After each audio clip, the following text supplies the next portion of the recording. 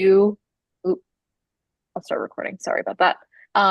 Into all of the wonderful work that our community is like thinking about, interested in, questions that sort of underlie. And it's always really lovely to see kind of emergent connections between people's work.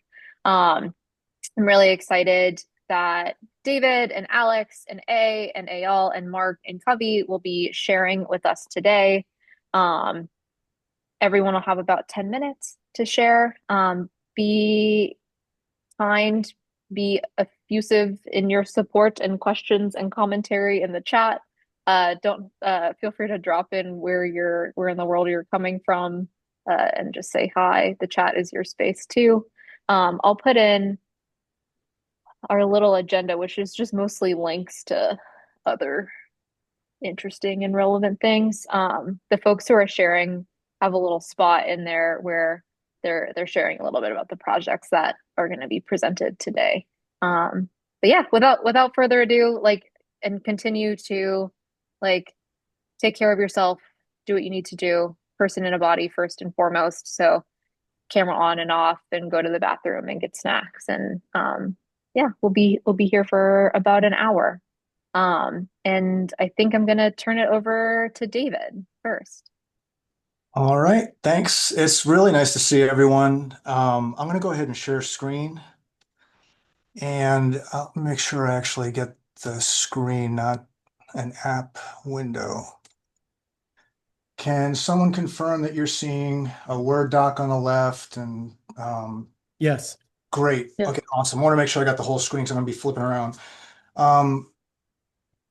This is going to be a little bit more formal than I think we usually do because I just wanted to get a lot of information out to you all. I'm interested to see if I can get any feedback from some of you if this interests anyone.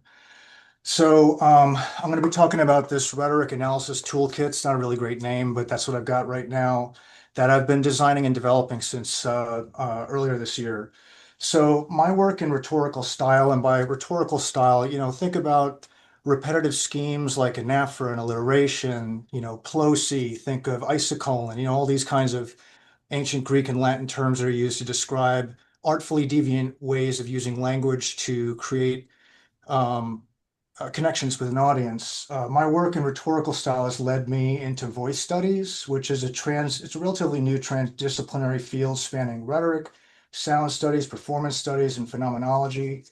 Voice studies treats voice not as a transparent vehicle for semantic content, but as embodied materiality. So it's literally coming from a body of flesh, breath, and vibration that carries affect and shapes intersubjective experience. For me, I'm kind of focused on voice studies because of the ways in which it allows me to look at a speech performance in the context of new materialism and affect studies. And so the toolkit kind of emerged from an initial interest in just identifying and analyzing print-based texts for style. And when I started to realize just how much data I could get through the program I was writing, it just flipped into an audio pipeline, a focus on speech performances, and then eventually to voice studies. So the technical flow of so here's the program. It's just a command line interface at this point. And if you look at the column on the right, bottom part here, this is really just for me, but I'm hoping to build out a web wrapper for this thing in the next few months. But basically what the toolkit does, the audio pipeline specifically, it will take a, a Montreal forced aligned text grid developed in PROT initially. So PROT is a program that's popular with linguists. You give it a WAV file, for example, and you can mark up that WAV file for any and all kinds of phonological, prosodic, linguistic features, formants, phoneme types, intensity, etc. I use it to put in the transcript from a speech, and then I get that all aligned down to the phoneme and down to the millisecond uh, for my program. So what my program will do is basically take this very complex text grid that's been forced aligned and take the WAV file with it and generate a whole series of JSON files, music XML files, and MIDI files so that I get all aligned together data from the phonological, the prosodic, the audial, the rhetorical, stylistic, and then music and percussion data. So if I give it a text grid and wave file from, let's say, speech poetry performance by my Angelou, like I have for Cagebird here, it will generate a whole series of JSON files that are segments or fragments of the overall speech, and then feed those into a large language model with prompts that I've written for each of the rhetorical styles that I want the LLM to help me find, which it does quite well, although there's a whole lecture on how to get it to do a good job at that because it wasn't good at it initially. But then what's really interesting is all of the musicological data, fundamental frequencies or pitch can translate into musical notes in the Western octave scales. So I get all kinds of, I get basically a melodic contour. I also get percussion data for the consonants or voiceless phonemes that are mapped. There's just so much data that this toolkit is creating. Let me get back to my notes. So for me, what's been of interest is that the toolkit makes it empirically possible for me to measure what are called activation contours. So these are temporal patterns of intensity, like when you say something feels edgy or something feels, like it's rising in energy flow or it's falling. These kinds of experiences of energy changes physiologically are based on these activation contours. That's a term that comes out of Daniel Stern in psychology that Anna Gibbs and Masumi and others have kind of picked up and used in some really interesting ways in affect studies. So what I'm getting from the toolkit is basically an empirical breakdown of these energy flows across a speech performance that become a way for me to talk about how a transmission of affect might happen. I'm not interested in saying exactly what the cause and effect is. That just doesn't interest me. Two people are going to have very different experiences of an event, but just empirically having data to describe the materiality that might be at the basis of however we want to say our experience was of a speech is fascinating to me. So I'll quickly just kind of talk about Angelou. I also had written up some stuff for Baldwin, but I don't want to go over time and I'm worried about it. So I've written an article recently on a performance by Maya Angelou of her poem Cagebird, and I've got it here, and I'll just play 5-10 seconds of it. A free bird jumps on the back of the wind, floats downstream till the current's in, and dips its wings. I'm assuming y'all could hear that. Sometimes Zoom, okay, good. Got a little bit panicky. The Zoom doesn't always play volume. What I love about Angelou's performance here is this kind of syncopated use of pauses. They're almost kind of jazz-like, I would call them. Like they don't happen where they normally would at the end of a thought, at the end of a line. She just kind of adds them in a kind of syncopated way. And the data that I've got helps me see that empirically and then aligns it with a lot of other really interesting things. For example, the melodic data. So one of the things this program does is generates what are called music XML files, which is a standard format for musical notation as well as percussion notation. And so I'm able to take the music XML file into a reader, like there are readers online that are free, and generate stave scoring, for her performance. So I'm literally getting like the melody, like the music behind her speech. And it gives you a way to really appreciate, ultimately the activation contours, these energy flows, even including, translated through audio data and how that might get us to a better understanding of just the materiality of someone's speech, like how they're actually using it, and then aligning that with rhetorical schemes and all kinds of other phonological and prosodic data has been the focus of everything I've been doing for the past 9 months or more. So I will very quickly just show you, like this is an example of a music XML file, which the program will generate. So I'm getting literally, duration values, octaves, notes, For the percussion data, it's all based on the consonants that are essentially voiceless, like sibilants. Like if you say ch or sh, there's no vibration of the vocal cords there, so that's going to show up as a potential data point related to percussion. The JSON files are really interesting. So this will be the last thing I say. I'll send a large language model. I had tokens with OpenAI, so I've been using their models lately. I'll give it a JSON file with a segment of the speech, like a line or two, with all of this data included, fundamental frequencies, F1, 2, and 3 formant values and everything, and then I'll give it a prompt. So for example, alliteration. And these prompts were created in collaboration with the model. I mean, I would get really crappy data back, and basically what I learned is just ask the model, how should I write the prompt so I get what I want from you? And it does a great job of that. So I'll give it one of these JSON files and a prompt, and it'll give me back data like this. Where am I? So it'll identify like a plosive alliteration, like two and two, TWOTO. And I ask it for reasoning so I can kind of match what it's finding against what I see it trying to interpret there. To me, this is brilliant for humanities research. Compared to a lot of just computational approaches to text preceding AI, I think it would have been really hard to find something like alliteration without marking it up manually yourself. And with good prompts and the right amount of data to the model, you can really get it to work well for you. So I'll stop there. I'm really hoping I didn't go over. But yeah, just thanks so much for just a chance to show the toolkit. Thank you, David. Snaps, claps. Well, I love the sort of like new animation in Zoom where you can see everything. Thank you. This is great. And spot on with time. So well done there. Um, and definitely go through the chat. This goes for all folks who are sharing something. Go through the chat after. There's some really lovely comments and questions, and take time there to like look and respond if you have a minute. Thank you. Okay.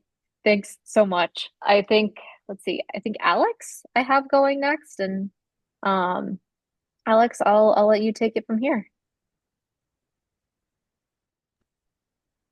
Okay, hi, I'm Alex, and I'm a CS major. I'm an undergrad CS major. Today, I'm going to showcase a machine learning system I made that takes audio files and creates abstract art, and then turns that art back into audio files. So this was an attempt to expand on a musical tradition called sampling, where musicians sort of mix and match different kinds of music and create their own versions of it. And I focus a lot on machine learning. And one thing I noticed is that everything is machine learning models don't necessarily distinguish between different formats of data. So we could have video, or we could have audio, or we could have visual, which we could have visual art, but all of that just gets distilled into something called NumPy arrays for the machine learning model to understand and process it. And I wanted to exploit that property so I can use audio and art interchangeably. So I'm going to share my screen and walk you through how it works. Can you see my screen? Yes, looks great. Okay, great.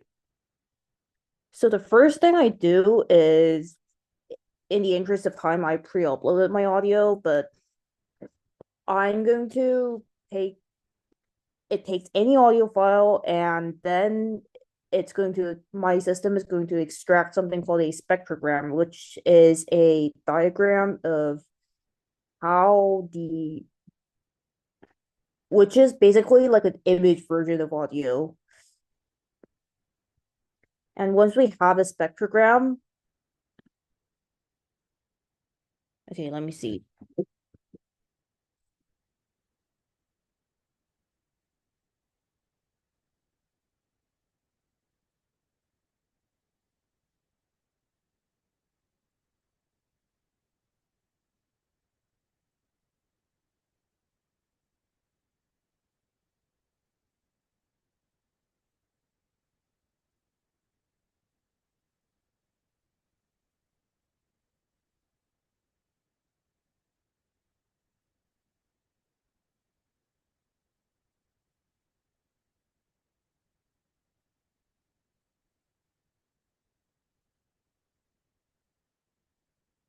Okay, while spectrogram's loading, I'm going to walk you through the entire system.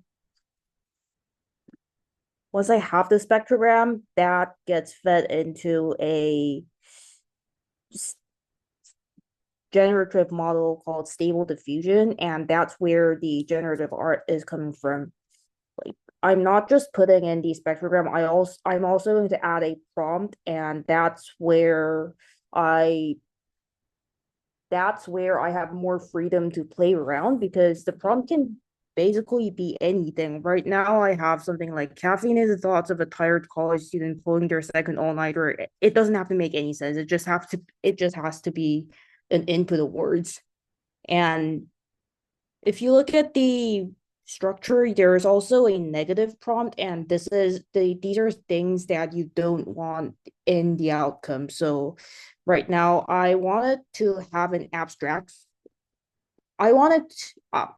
I so I intentionally set this up to create abstract art whenever possible, because I didn't want to sort of limit the results, and I thought I would be able to allow maximum amounts of freedom, so to say, if it doesn't have any direct association with real life objects. So my negative prompt says like no letters or like no recognizable objects. And there's the spectrogram image I was talking about. And these are called hyperparameters, and I can explain more if we have enough time to go over those.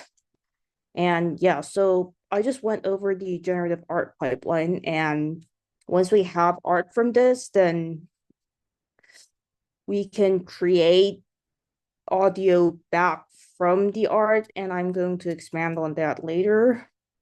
Now, checking on the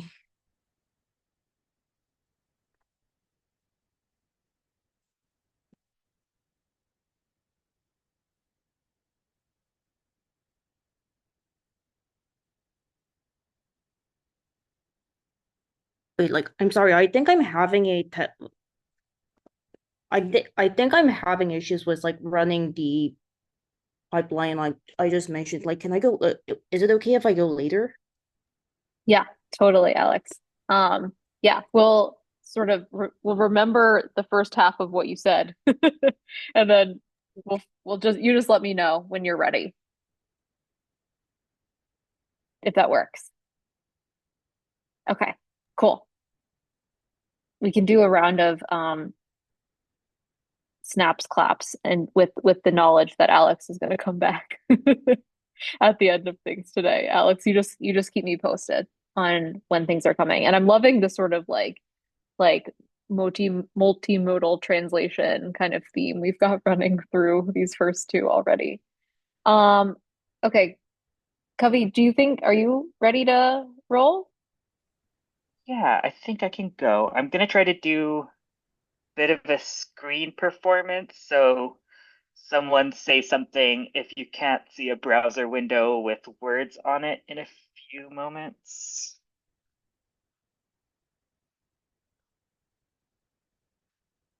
Cool. Um, so I just want to share one piece. It's kind of a trailer for the next issue of Caper magazine, a computational literary publication maybe you're probably familiar with. That's coming, should be coming out in a few days. Also, I don't know if he's here, but if anyone saw John Cayley's talk at the Electronic Literature Conference over the summer, the convergence or plagiarism here is involuntary or parallel. So this Caper works are these tiny pieces of self-contained JavaScript. Actually, that doesn't look great. There. So it all has to fit in 2 kilobytes. The concept of this piece is a kind of degrading poem written in the variables and property names of objects in JavaScript. I wrote it in August on the Firefox browser. As the JavaScript standard changes, the words in it will morph and break or disappear. So the version on the left is the most recent one, which is just one JavaScript release later, so it's changed a little bit, but is mostly still coherent. In this poem, you can see the object that in the JavaScript standard that each word comes from and hide or reveal it by clicking the different checkboxes. So with my remaining time, I'll read through different partial erasures and additions of this poem. This one will start using math, number, set, and that's it. Wake, all race or store, head, hidden images, and body, hidden scripts. All settled children, then try on seeking, then pause, clear head, then resolve and race. Finally, anchors.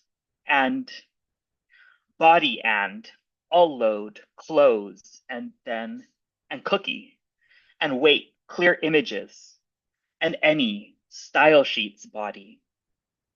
Any close body. Then all compare exchange. All body, images, and or timeline or try.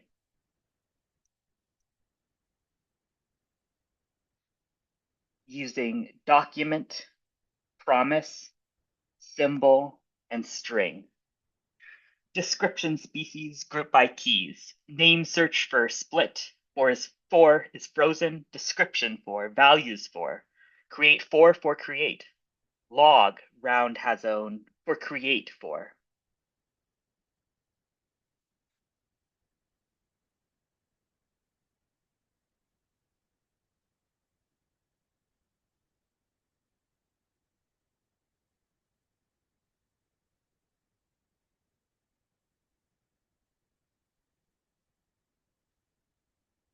Wake with sort, group by flags, reduce to fixed source of stores, the store of every head has some small hidden images and body symmetric difference. Hidden scripts, some children escape, some find prototype on seeking, repeat escape, some pause, clear head and join. Some normalize difference with anchors, and some escape. Raw, slice, trim left, trim right, body and fill with all, italic flowed, close sub, and test sticky, pop and cookie.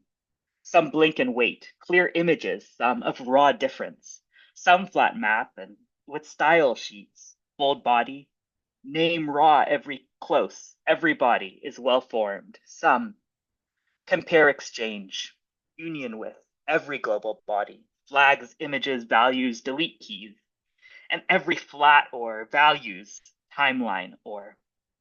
So that gives you a sense of the kind of erasures and partial poems you can make with this on the original object, the downloaded release 140 of Firefox. I'll read the current version one time through and then close maybe running through it in Chrome.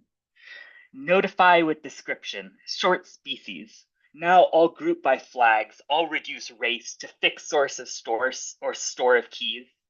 Every dir has some small on pointer lock change body and title symmetric difference. On pointer change, links dispose some name. All settled on error, search then try escape. Some find prototype, on seeked then repeat escape. Some wake for clear dir, then resolve and join race. Finally, some normalize difference with a link color, and some escape. For each raw slice, trim left, trim right, split title and fill with anchors, italics load, close sub and test sticky length, then take pop and domain. Some blink and wait for clear images. Blink and wait for clear body. Some filter every drop of raw difference. For some now flat map and any map is frozen. With style, sheets drop from bold title and any name raw, every description close, every title is well formed for some. Then all compare exchange values for some, now create union with all for every global title, set date for create flags, body, values, delete keys. Every constructor and every log, flat or round, has own values for create style sheet sets or for try. Finally, notify to locale string value of fill iterator. prototype, length, global length, splice all. To precision Unicode is array, Unicode exchange. Add is array, get own property descriptors. Join on before input, constructor index of sup, on error, on before match, jor, on abort. Is subset of, on error, on can playthrough, to string, tag, index of prototype. Name move before is concat spreadable, constructor resolve, length, index of keys, capture events, constructor, match, all length, index of pause length, anchors, on before input, constructor, and usual concat all, catch index of normalize for each. To locale, string, on double click, jor index of length, map prototype, split the uppercase value of, match all on abort, jor, for each to locale string, on drag end, sub, store, body, trim, jor, flags, Unicode sets from constructor to array, find, index, jor, on WebKit, full screen, change, index of to string, jor, wait, length anchors, on before match, index of, reduce take for each is array, prototype for each, length index of prototype, every jor, prototype constructor, set prototype of. To locale string on mouse leave, for each length strike on abort, prototype, MINSAFEINTEGER, prototype join value of body, join on abort to locale lowercase length index of. Constructor length load, get own property names, length filter, prototype, seal entries to locale length, join, ignore case on abort, get UTC date, length seal, global, on before match, symmetric difference, add union, take flat map, join cosh, some exchange, IML keys, symmetric difference, length, seal, on load, exchange, length, resolve. Thank you.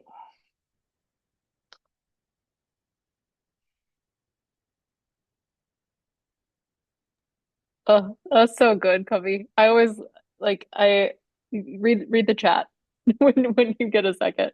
I love that Kyle saying that your pieces for taper always make 2 kilobytes seem roomy, which feels right. Amazing. Thank you so much for sharing. Um, I think I think I have A going next if you're ready. Sure. Hi. Okay, so my work that I'm going to be sharing with you guys isn't computational. It's just like a piece of writing I've been working on and kind of thinking about for a few years. I shared an introduction with a couple of you here before. It's kind of talking about or kind of trying to explore historical time, like synchronic historical time, and kind of like the development of self. Yeah, and just kind of like ways of looking and ways of thinking, and yeah, it's part of a work about the historical development of the binary and binary systems, things like that. Okay, so I'll just read it to you guys, but there's nothing to look at, unfortunately. Okay. Light opens up into the sky. Light opens into the sky with air as crisp as anything. Light opens into the sky, the sounds of the day beginning languorously. Light slowly spreads across the horizon.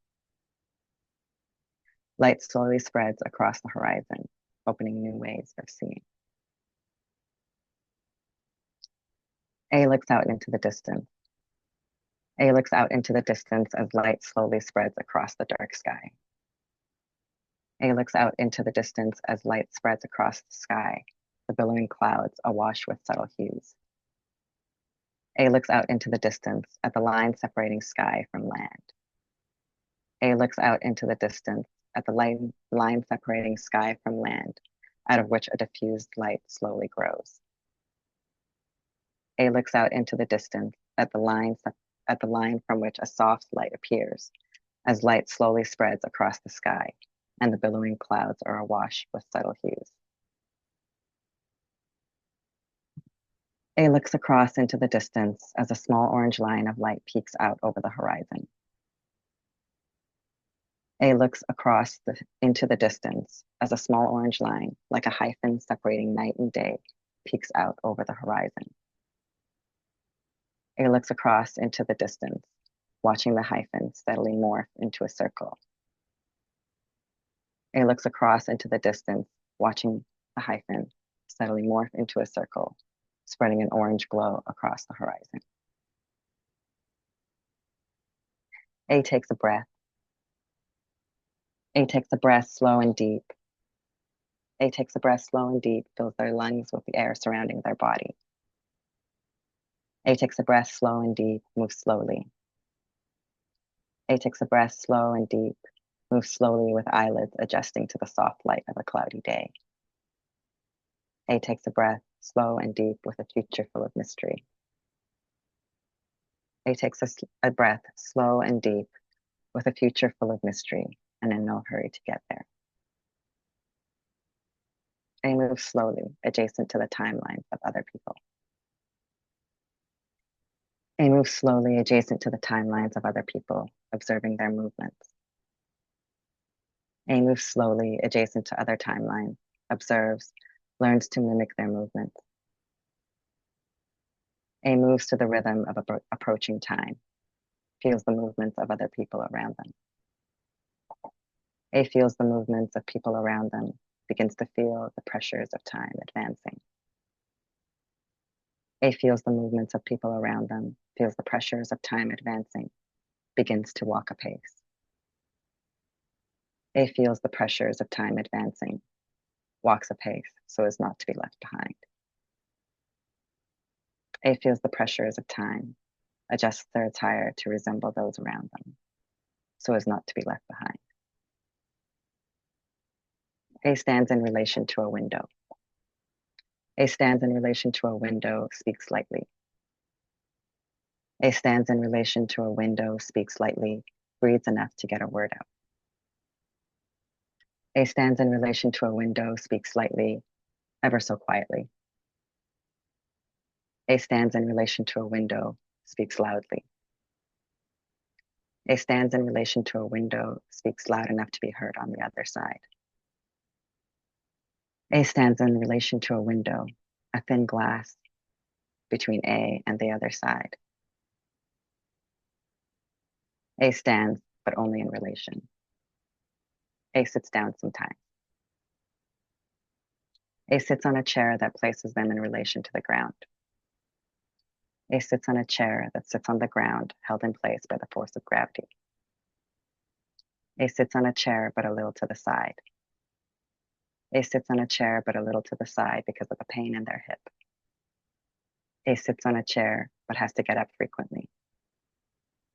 A sits on a chair, gets up. A sits on a chair, gets up to stand, but is bent over forward a little. A slowly straightens their body. A stands in relation to the chair on which they previously sat. A stands, but wants to be sitting on a chair. A stands in relation to a chair, places their hand on the back of the chair and leans ever so slightly.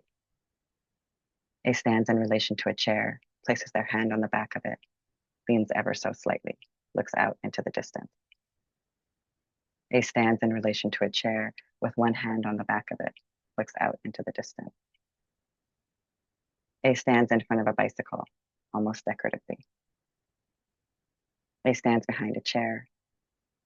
A stands behind a chair, placing one arm ever so neatly on the back of the chair.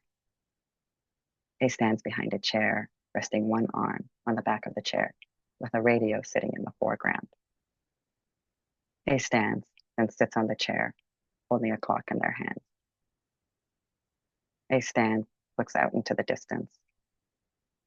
A stands, shifting their weight, straightening, leaning slightly, looks straight into the camera. A sees the lens of the camera, as eyes much like their own, nods in acknowledgement. Okay, so that's kind of the beginning of the book that I'm kind of working on, and starts to kind of go into the history of early photography and how I kind of conceptualize the way that forms conceptions of self and stuff. That's it. Thanks, everyone. That was gorgeous. I really love the cumulative nature of the poem. And there, yeah, you've got some good comments in there too. Thank you so much for sharing. What a treat. Okay. I think I have Mark as up next, if you're ready to roll. Yeah, that sounds good. Can you all hear me okay? Yeah, sound good. Okay, let me share my screen. I actually have multiple little pieces to show everyone. Excuse me. And the first one, like, sorry, I lost my breath. Like Kavi, this is also from the forthcoming issue of Taper, Taper number 15, where the idea was to play with the idea of 15 or midway points, something like that. You can see the code down here. So it's just under 2K of code. And what it is I've taken the 15th card of the Major Arcana deck and tarot deck and turned it into a little, let me start it again. So it'll just kind of keep on flipping the card with different interpretations of the card. You are compromised, you are entangled, you are consumed, you are enslaved. But as it goes on, the card itself becomes kind of an embodiment of the multiple ways to interpret the card, becomes glitchy. It starts looking like a QR code. You can still kind of make out some of the text.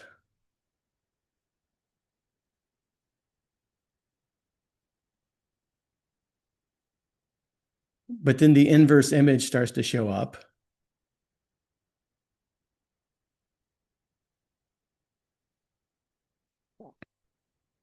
And it will fade away. And it will cycle back to the original image, and the text will also become unglitched for a while. So it's just this kind of endless cycle. A lot of people talk about the Devil Tarot card as being a kind of this two-sided card about obsession, but also the possibility of overcoming obsession and addiction. And I'm just trying to play with that. And this was also the first time I tried to do something with images in under 2K, which was really fun to do. So hopefully this will be out pretty shortly. So that's one piece to look at. And if this one is really tight and has a vocabulary of maybe like 30 or 20 words, the next one plays with my other obsession, which is just enormity and infinity.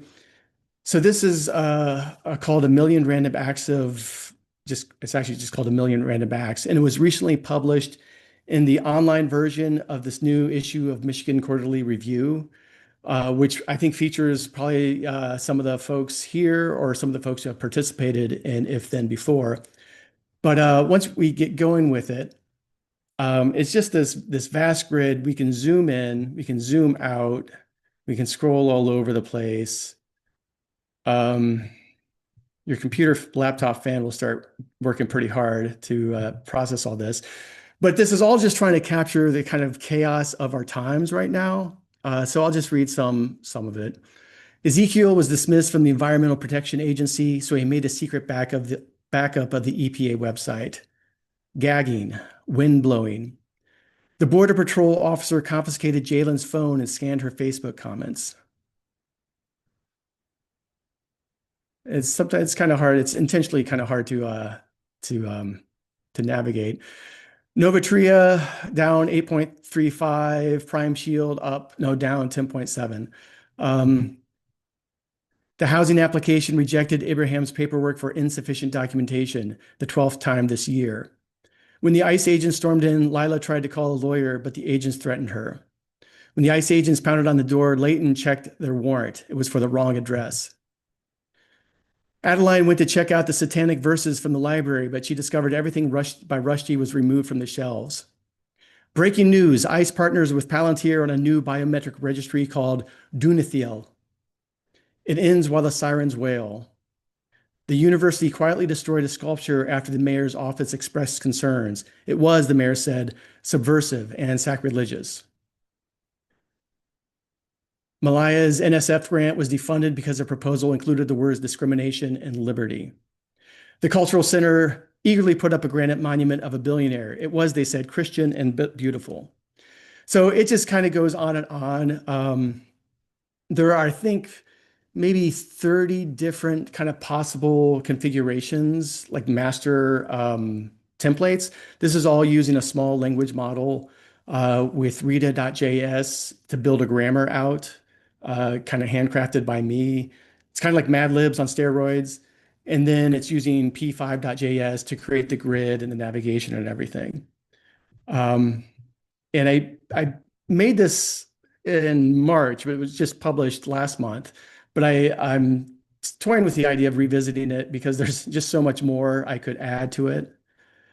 The dark squares are taken from the audio descriptions in closed caption, like in horror films, to try and add a even more ominous feeling to all of this. I'll drop the link into the Google Doc or on the in the chat if someone hasn't done that already. So that's that. And then one more thing I want to show. I've showed this many times before.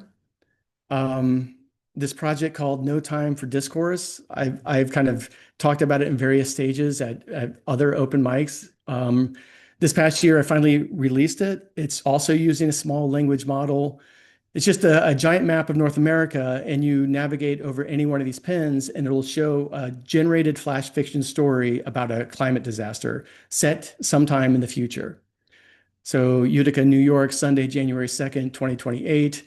Thaddeus lost everything, and he's not the only one. Jaden hears on the radio that dozens are dead as rising water washes away the Utica Zoo. Authorities are staging a photo op. Mansfield, Ohio, Thursday, April 12th, 2029. It's an oven out there, they say. Yeah, and we're the meal. Abdil blows out his tire on his way home from work. The rubber is a soft, gooey mess. Not a single bird flies in the silent sky. And you can scroll around. The disasters are kind of geographically relevant. So down in the Gulf Coast, we have an algal bloom spreads through the Gulf. The toxins spread beyond the water.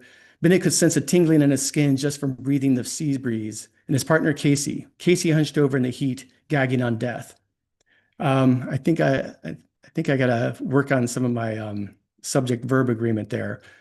But it's just this kind of vast thing. And the last thing I want to show is for National Novel Generation Month, which was the month of November. I know Zach is here. He's written a lot about it and talked a lot about it and run workshops on Nano Genmo. I feel like it's with the release of large language models, it's not as interesting anymore. What people are doing with the National Novel Generation Month, where you try and get a computer program to write a 50,000 word novel. Well, what I did was I took the code for No Time to Discourse and created code that's up here on GitHub. It's using Python and LaTeX to generate a giant PDF of this work. So let me share a different window.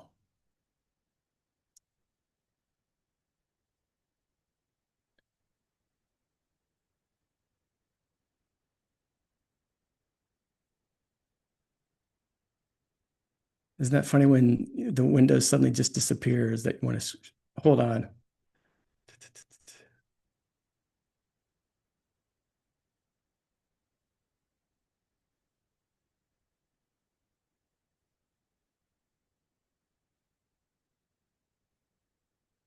Okay, I think I can share it now.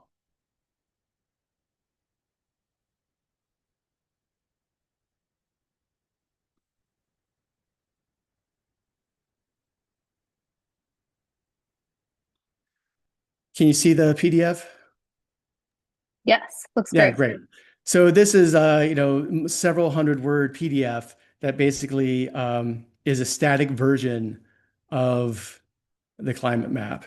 So we could go to any pages. Let me go to page 16.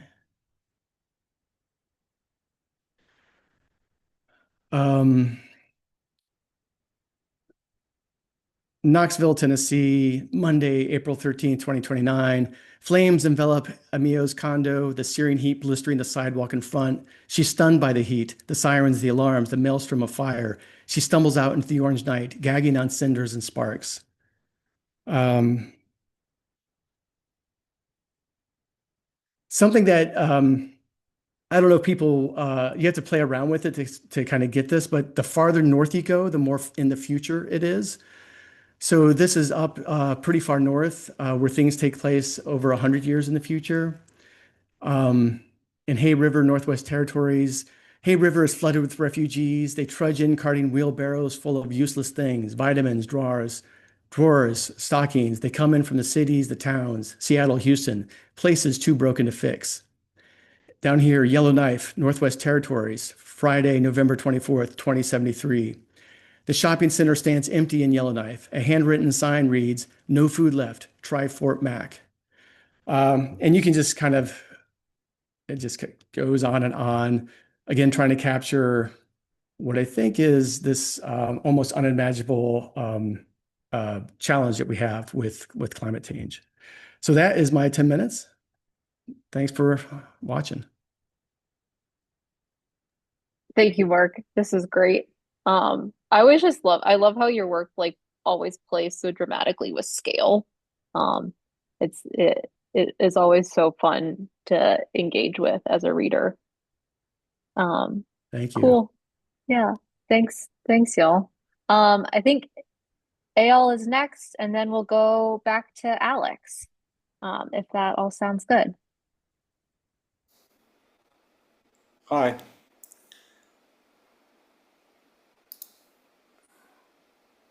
Let's see.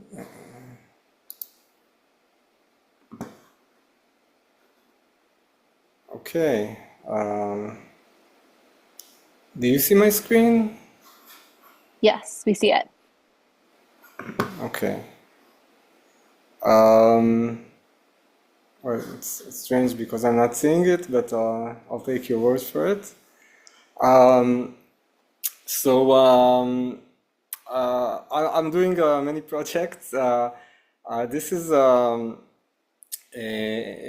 online journal or a zine. It's in Hebrew, but I'll show you something that's interesting anyway. So this is an online journal about constrained and algorithmic poetry and creation. And Hebrew, we take inspiration from other efforts. I think some of the people in the group are involved in such other efforts. And I really wanted to try to do something in Hebrew because there wasn't something like this before. This is our already third issue that launched just I think 1 or 2 weeks ago. And I want to show you one work.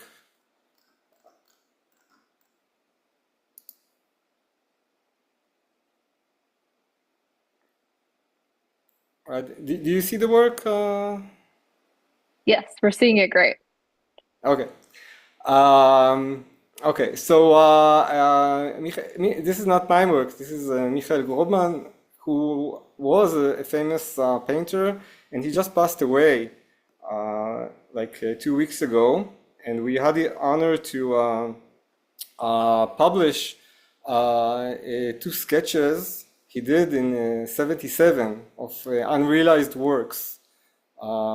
It actually looks like a grave. It was meant to be a large environmental sculpture, and people were supposed to go in.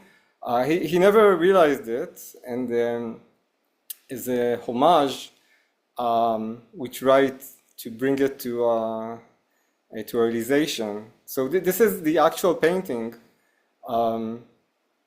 but we added perspective. So it has very strange perspective, so it was very difficult to do it, but we added a 3D model that exactly captures the original pixels. But then, if you accept the very strange geometry, it allows you to go in and traverse this work in 3D as he wanted, but never had the chance to realize it. So this is, and there are many works, but I guess most of them are in Hebrew in the journal. I want to show you.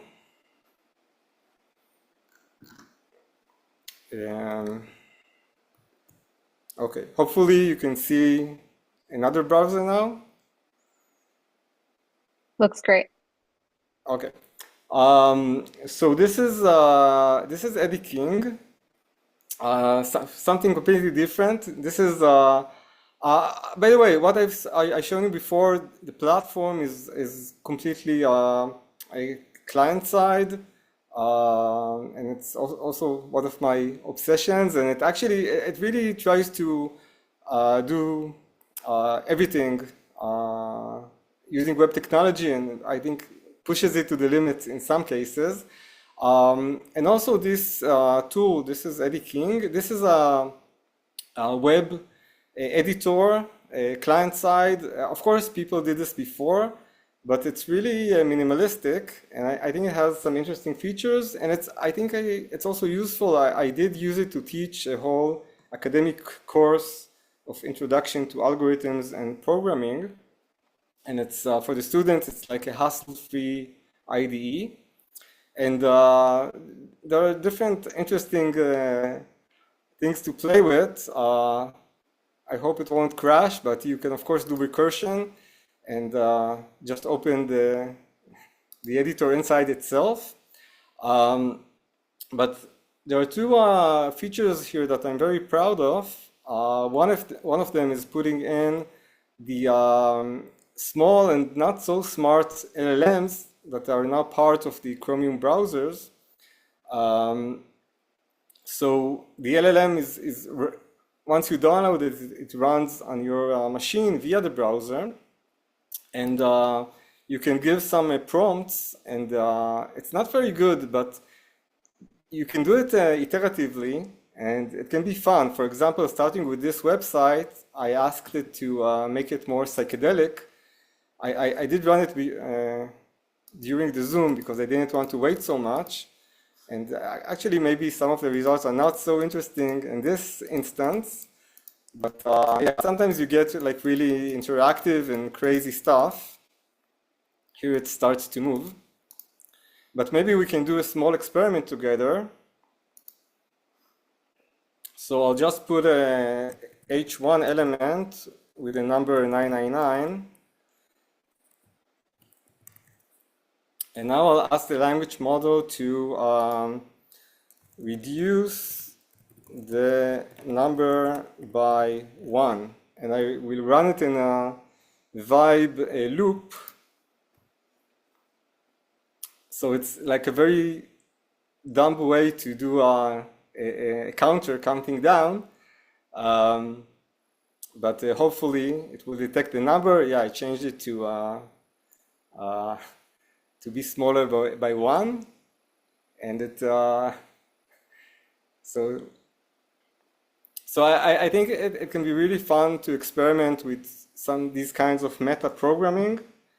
I also added in this feature to the gun you see here. I don't have time to show it now, but it does allow students, for example, to share live via the GunDB or GunJS peer-to-peer federated network. The works, and there is a gallery allowing the teacher to see everything on one big screen, and I monitor the development of the students. So I think it can be, and also maybe you can do also like live visual coding, algorithm style performance with it. Maybe something more interesting than numbers. Maybe it can be a useful tool either for teaching. I also fire this up if I want to check something quickly. It's like So this is another web experiment. And for the last minutes I have left, so a lot of the work I'm doing is like constrained poetry, but it's in Hebrew. I won't go into it, but I get a lot of inspiration from things done in other languages, specifically in English, and it's always interesting to compare and see how to bring things to Hebrew and how to maybe do things that were not possible in other languages, or maybe take into account the differences between languages. And this is like work in progress from today. You may find interesting. I am trying to do a comparison between different languages as regard to the orthographic compactness. Of course, it shows that Hebrew is like the most efficient language in writing system, but I think it's interesting to say I'm taking some constrained poetry thing done in English and I want to do something similar in Hebrew. Maybe it has to be like shorter because otherwise it would be too easy. So I took here some parallel corpora from TED Talks and did some data analytics to compare different languages, not only Hebrew. And I think it's interesting data, and the code and the data is available. I'll add this link later. Thank you. Thank you so much. These are great. It also reminds me, I worked with an artist named Mary Yang who runs a project called Radical Characters, and working between alphabets is like one of the kind of main things that she is doing in her work. And so I think like more of these kind of creative acts of translation, like the merrier. That's so thank you so much for sharing. This is lovely. Okay, Alex, last but not least, do you wanna bring us home? Is your spectrogram running now? Yeah. Beautiful. All right, it's all you. Okay, so I'm going to pick up on where I left off. I gave an overview about my system that goes from audio file to generative art to back into audio, and I was going to demo a spectrogram. Okay, so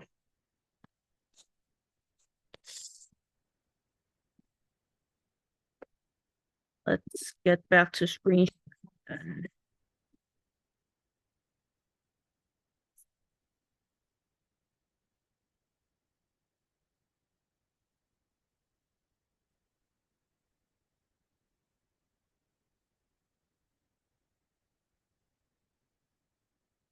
Can you see my screen? Not yet. Yes, now I can. Okay, so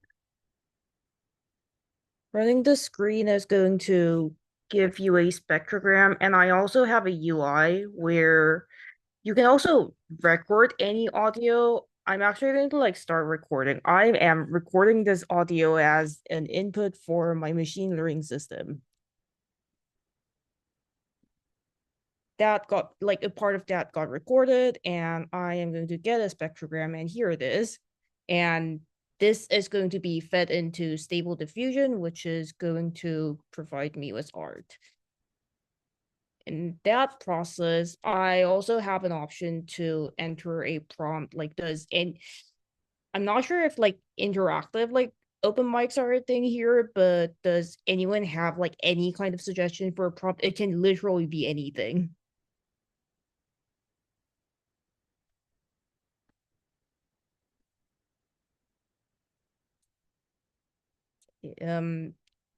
If that's not of interest, I'm going to put in We could do that. Mark's title, You are corrupted, from his taper thing. You are corrupted. Okay, that's great. I'm going to use that and generate a different kind of art.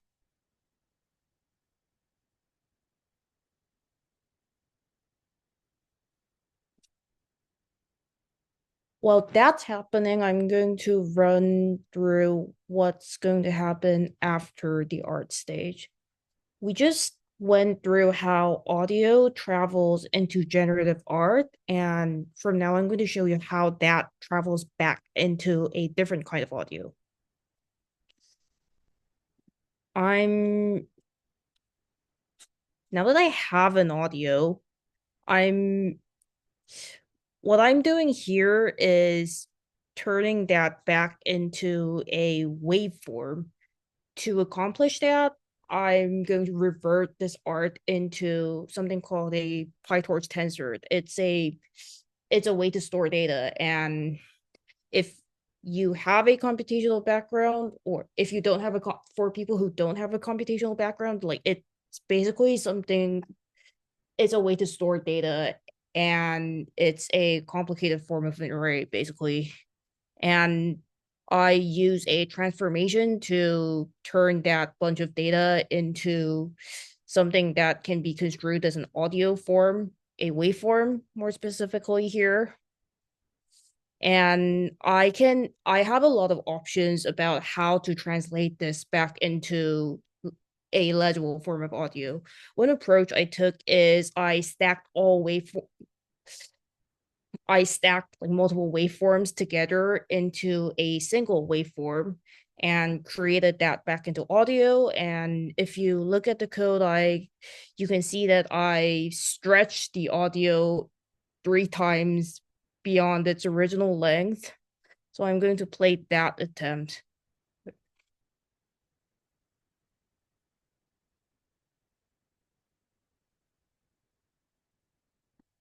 One drawback of this approach, however, is that it's taking an average of something that a lot of different things. So no matter what kind of audio I put in, I generally tend to end up with very similar results. To give it some variety, I brought a tool called Chirp and extracted different.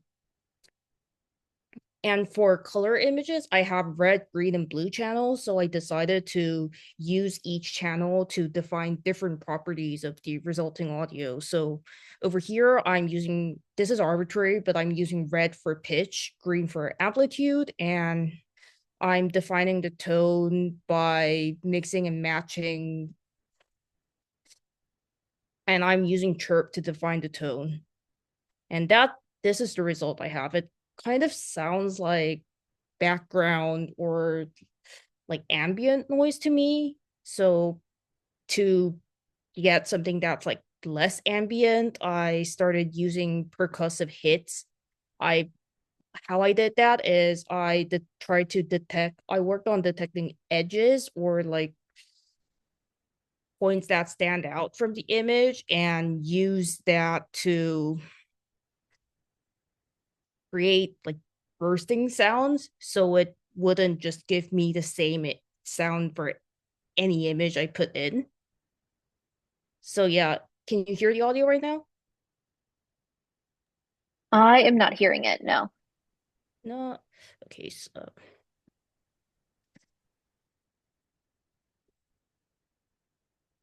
does the audio does this allow like sharing audio? I think it should. Well, like it can sound very unusual though. Like right now it's kind of like it sounds like a bunch of clicking. I think when you hit your share button, you have to click something that says share with audio. Okay, then I'm going Otherwise, the to default is no audio.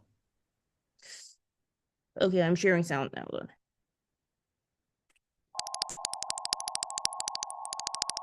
We hear that now. Okay, that's my bass clicking. That's my percussive bust version. And in case you missed this is the version with chirp. And this is the version where I just stacked a bunch of channels together.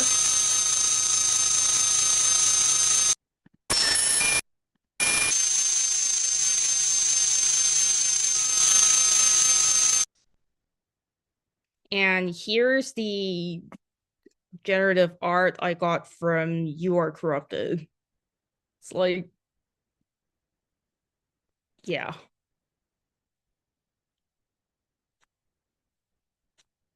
I'm going to try, like, every time I like run this, I can't really predict like how this is going to change. And this is pretty much like how my system works, but I had some questions I wanted to explore together. So this, as you might as you might have noticed, this work heavily relies on translating between different forms of information and exploiting like the information gap between them, and also makes a lot of use of generative art models. So I wanted to think about like who has the right to claim work coming out of the system. Is it my work, or like is it the work of the person who like wrote the prompt, or is it like actually created by, does the generative model have claim over this work? And I also wanted to point out that every convergence step has a lot of room for interpretation, and it might look like technical decisions, but they're actually not neutral. Lot Additionally, I wanted to revisit the point that this whole system relies on the fact that AI/ML systems don't distinguish between what humans think are different mediums of artistic expression. And I'm using that interchangeability as a sort of creative opportunity to play around with multimodal art forms. And as you might have noticed from how I had a lot of different options to translate image back into audio, I'm going to point out that different kinds of conversion methods are going to straight up create different meanings, even if the baseline data is completely the same. So that was that was a walkthrough of my system, and thank you so much for listening. Does anybody have any questions? Thank you, Alex. There's some good questions for you in the chat if you want to jump in there. Yeah. But there's so much good thinking happening in how humans sort of make meaning with multimodality versus machines, and I think like um, a lot of really fertile ground being explored. Um, cool. Thank you all. I think that wraps us up for today. Um, but these are always my favorite uh, parts of the semester, and it's always such a pleasure to like learn a little bit about what folks are working on, what people find exciting, and see kind of like emergent trends and questions that we're like interested in exploring together. I think if folks want to like get in touch about like works that have been shared, like I'm sure I can help facilitate that. Um, and there's the little Google Sheet thing for more info on all of these projects that folks have put work and links and everything into. Um, Also, I love the taper sneak preview that we got tonight between Mark and Covey. Um, for next time, Chia Amasola is coming on January 23rd for kind of an interactive performance as a way of kicking off 2026 with If Then. Um, you'll be getting emails about that from me for sure. But another round of like snaps, claps, little hearts floating throughout Zoom space. A lot of love for our folks who shared at the open mic today. And I hope that I get to see everyone in the new year and that everyone has like a safe and healthy and happy holiday season. And we'll see you in 2026. Take it easy, y'all. See everyone.